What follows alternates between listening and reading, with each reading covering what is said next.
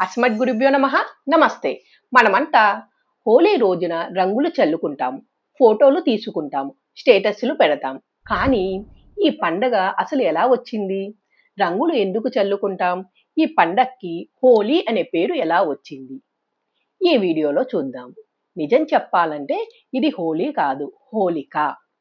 పురాణాల్లో దుండి అనే ఒక రాక్షసుడు ఉన్నాడు.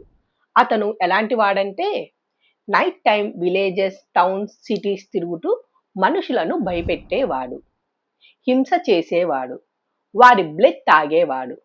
ప్రజల లైఫ్లో పీస్ లేదు, సెక్యూర్డ్ లైఫ్ లేదు, హ్యాపీనెస్ లేదు, ఫియర్ మాత్రమే ఉంది. ఈ సిచ్యువేషన్ చూసి ప్రజలందరూ కలిసి శ్రీమన్నారాయణ్ణి ప్రార్థించారు. ప్రభు, ఈ దుంది హింస నుంచి ప్రజలను కాపాడండి. అప్పుడు భగవంతుడు యుద్ధంకి కాల్ పంపలేదు, ఆయుధాలు పంపలేదు, మనసును ఓడించే ఒక శక్తిని పంపాడు. అతనే మన్మధుడు.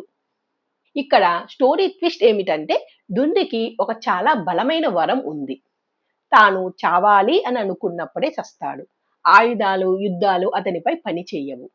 మన్మధుడు వచ్చి నీతో నేను యుద్ధం చేస్తాను. దుంది నవ్వుతూ నీవు ఓడిపోతావు, నన్నెవరూ ఓడించలేరు అని అంటాడు.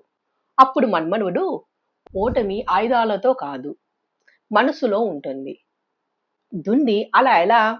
మన్మధుడు నిన్ను ఆయుధాలతో కాదు, నీ మనసుతో ఓడిస్తాను అని అంటాడు.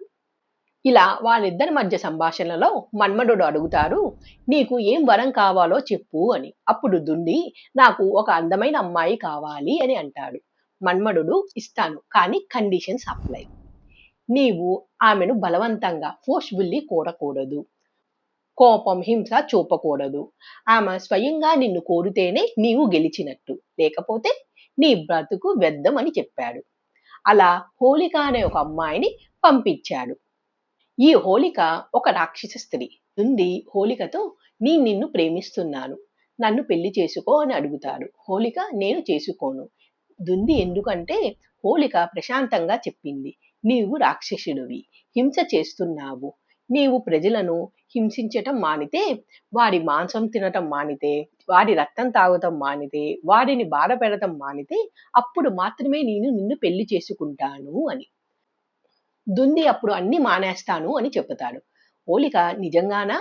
అయితే 30 రోజులు ఏమీ తినకుండా ఉండి చూపించు, అప్పుడు నేను నిన్ను కోరుతాను. దానికి దుండి ఒప్పుకున్నాడు. కానీ ఆకలి అయితే మాంసం గుర్తొచ్చేది, దాహం అయితే రక్తం గుర్తొచ్చేది, సాయంత్రం అయితే మద్యం గుర్తొచ్చేది. ఇలా 29 రోజులు భరించాడు. 30వ రోజు భరించలేకపోయాడు. అప్పుడు కోపంతో తనలో తానే ఇలా అనుకున్నాడు, అమ్మాయి గొప్పనా, బ్రతుకు గొప్పనా? అమ్మాయి లేని ఈ జీవితం ఎందుకు, ఈ బ్రతుకు ఎందుకు అని విరక్తితో అంటాడు. తనకి ఉన్న భూమి వల్ల దుండి చనిపోతాడు. ఇది శరీరం చావు కాదు, కోరికల చావు. దుండి చనిపోయిన తర్వాత హోలిక వచ్చింది. తనలో ఉన్న ఆనందాన్ని ప్రజలతో పంచుకోవాలని అందరి మీద రంగులు చల్లింది. అదే వసంతం. వసంతం మనుషులకు మిత్రుడు. ఆనాటి నుండి ఈ ఉత్సవం హోలికా పండగగా మారింది. హోలీ చెయ్యాల్సిన విధానం: చతుర్దశి సాయంత్రం నాడు చెయ్యకూడదు, పూర్ణిమ సాయంత్రం నాడు హోలీ చెయ్యాలి. ఉదయం చేస్తే దాన్ని భద్ర అంటారు. భద్ర యోగంలో హోలీ చెయ్యకూడదు. అలా చేస్తే అసూయ, ఉద్రేకాలు పెరుగుతాయన్నది శాస్త్రం. ఫైనల్లీ హోలీ అంటే ఆనందం పంచుకోవటం, మనసును రంగులమయం చేయటం అనే సందేశాన్ని రంగుల రూపంలో చెప్పే పవిత్రమైన పండుగ హోలిక. జై శ్రీమన్నారాయణ.